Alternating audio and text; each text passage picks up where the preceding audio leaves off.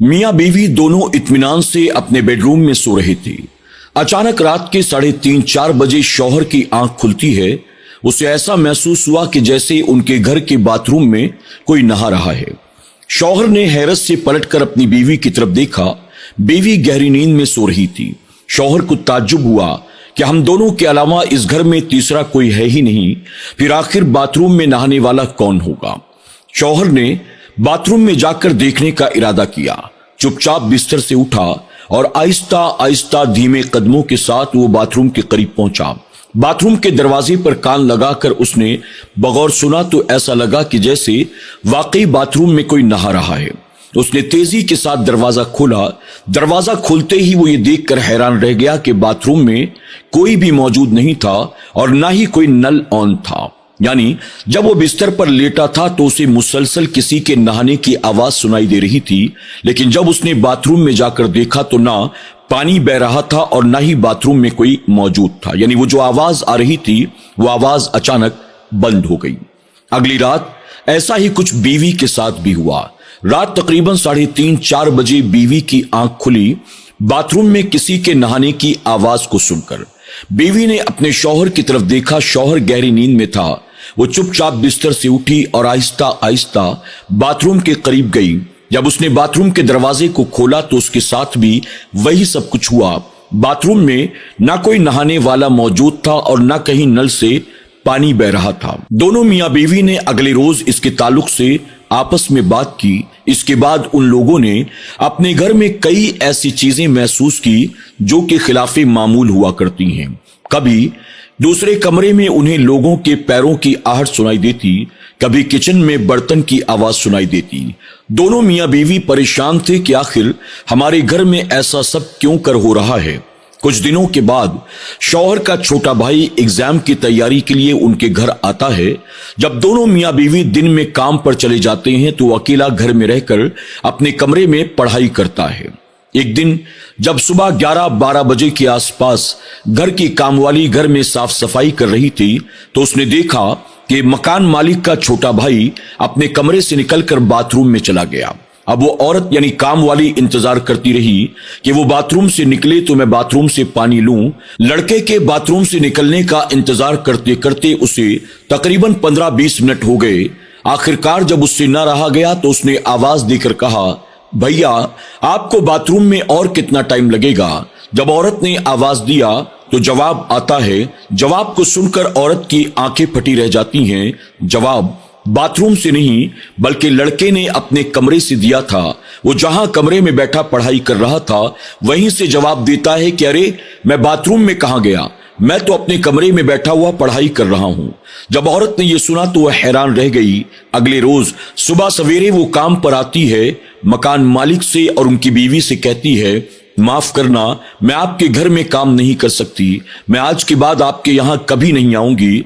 जब उन लोगों ने उससे पूछा कि आखिर वजह क्या है तो उसने कहा, कल मेरे साथ ऐसा ऐसा हुआ। इसी तरह मैंने कई मामलात किचन में, आपके बेडरूम में और टेरिस के ऊपर से भी देखे हैं। मुझे नहीं पता इस घर के अंदर क्या कोई आत्मा रहती है या कोई जिन भूत प्रेत रहता है। मैं आपके घर में अब नहीं आऊंगी। ये कहकर वो चली गई।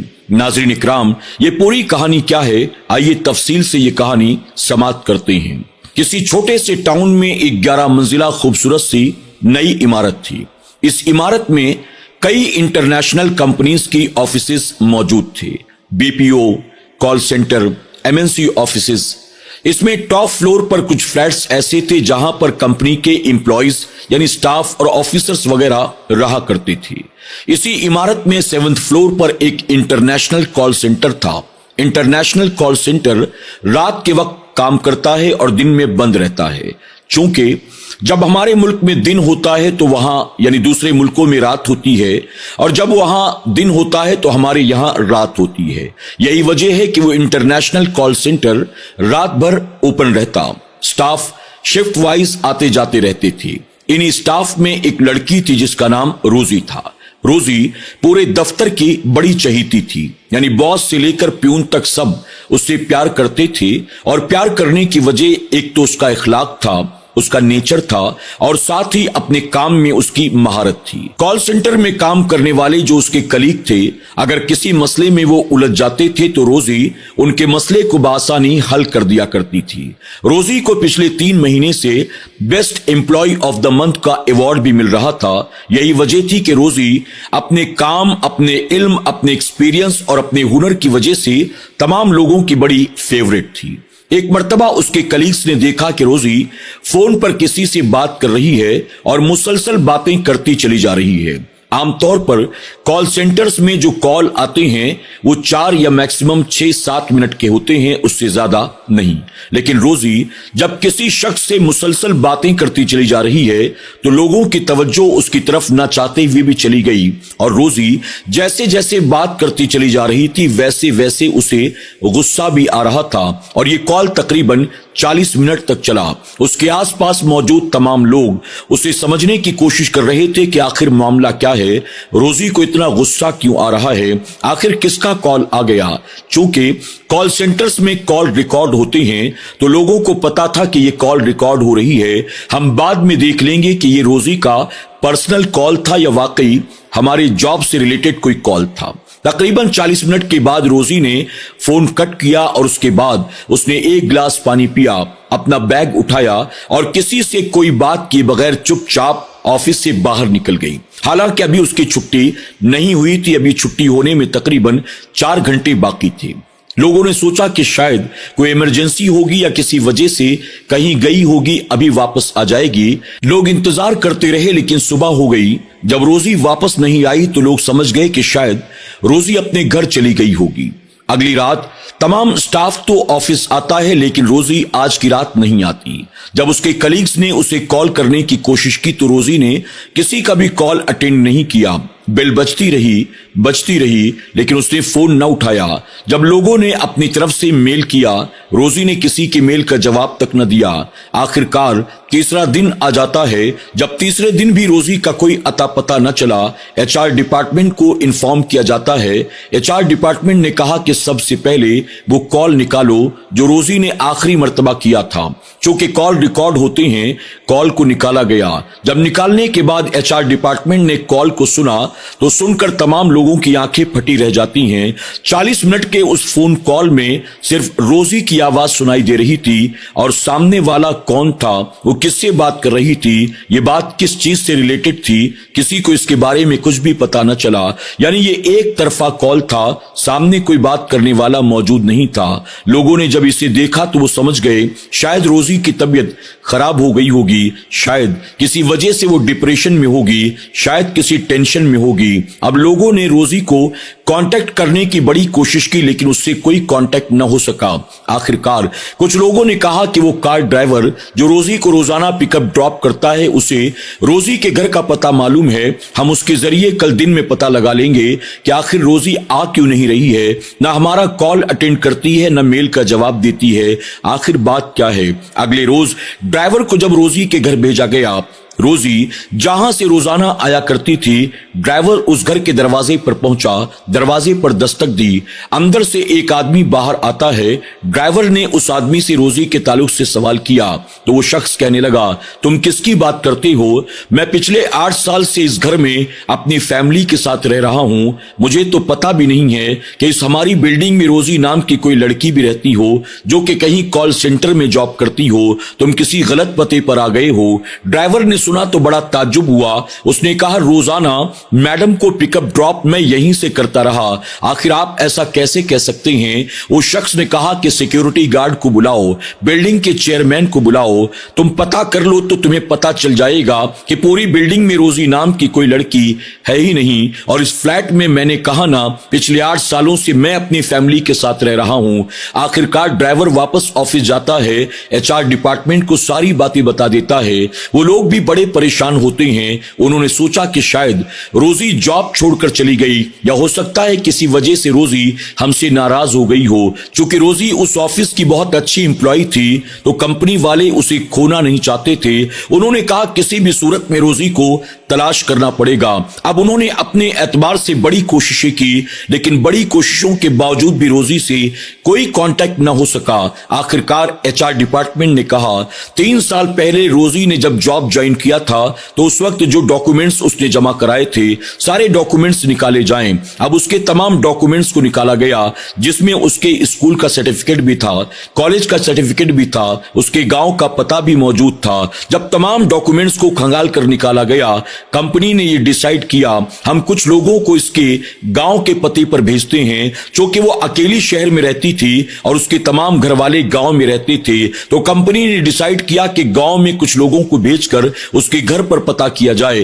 हो सकता है कि रोजी शहर छोड़कर अपने गांव वापस चली गई होगी। वजह क्या है हम नहीं जानते। अगर वो किसी और कंपनी में जॉब ज्वाइन करना चाहती है कोई बात नहीं, कम से कम एक उसूल और तरीका तो होता है। हमें नोटिस देती और 1-2 महीने की नोटिस के बाद वो फिर कहीं भी जा सकती थी। जब उसके घर के पते पर 2 लोग पहुंचते हैं और पहुंचने के बाद दरवाजे पर दस्तक देते हैं, अंदर से एक 80 साल का बूढ़ा आदमी दरवाजा खोलकर बाहर निकलता है। आने वाले स्टाफ ने उस 80 साल के बूढ़े से कहा क्या आप रोजी के पिता हैं? उन्होंने कहा जी हां, मैं रोजी का पिता हूं। इसके बाद कंपनी वालों ने तमाम बातें तरतीबवार रोजी के पिता को बता दी। रोजी के पिता ने जब ये सुना तो उसे बड़ा ताज्जुब हुआ। वो कहने लगे तुम लोग कैसी बातें कर रहे हो, तुम्हारा दिमाग तो नहीं खराब हो गया?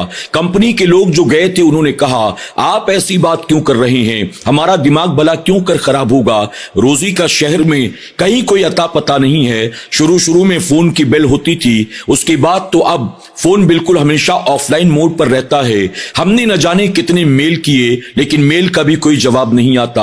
रोजी सोशल मीडिया पर भी एक्टिव थी, लेकिन अब सोशल मीडिया पर भी पिछले कई दिनों से उसने कुछ अपडेट नहीं किया। इसी वजह से हम तलाश करते करते यहां तक पहुंचे। आप हमें बताएं क्या रोजी घर आई है? आपके पास उसका कोई और नंबर है? क्या उसने कहीं और जॉब ज्वाइन कर लिया है? जब स्टाफ वालों ने एक एक करके 20 सवालात रोजी के घर वालों से पूछे तो रोजी के घर वाले हैरत से कहते हैं आप लोग क्या बात कर रहे हैं, हमें कुछ भी समझ में नहीं आता। जिस रोजी को तलाश करते करते आप यहां आए हैं, आपको शायद पता नहीं 8 साल पहले उस रोजी का सड़क हादसे में इंतकाल हो चुका है। हमने तो उसका अंतिम संस्कार भी कर दिया।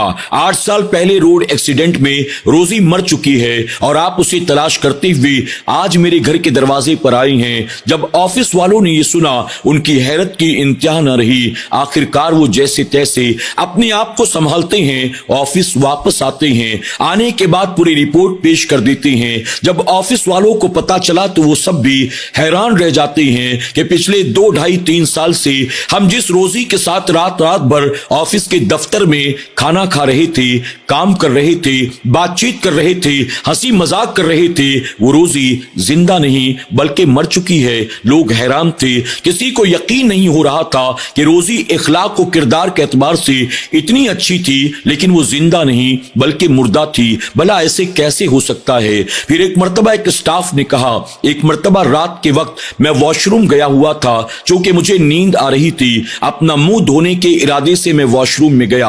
अचानक मुझे लेडीज बाथरूम में से किसी औरत के चीखने की आवाज सुनाई दी। मैं तुरंत अपने वॉशरूम से निकलकर लेडीज वॉशरूम की तरफ भागा।